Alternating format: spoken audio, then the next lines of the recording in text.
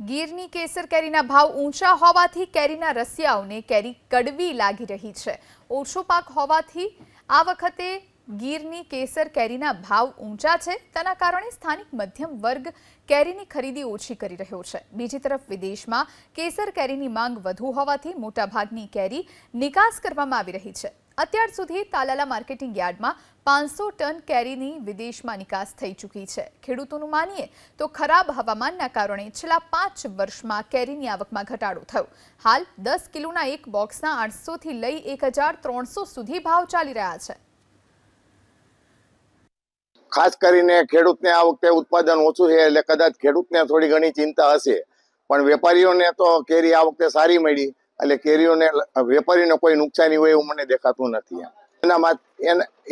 એ ગ્રાહકો માટે આ વર્ષ બહુ કડવું રહ્યું છે। કેરી વેચાણી આ વખતે 400 રૂપિયાથી લઈ અને 1400 રૂપિયા સુધી કેરી વેચાણી। ગયા વર્ષે 63 દિવસ સિઝન આવેલી હતી, એને હિસાબે આ વખતે કદાચ 40-42 દિવસ સિઝન આલે એવી મારી ધારણા છે। ગઈ સાલની સરખામણીમાં 40% જેવું ઉત્પાદન કહી શકાય। ગઈ સાલ 12 લાખથી ઉપર બોક્સની એપીએમસીમાં આવક થઈ હતી 10 કિલોના, જે આ વર્ષે અત્યારે 5 લાખ જેવા બોક્સની આવક થઈ ચૂકી છે।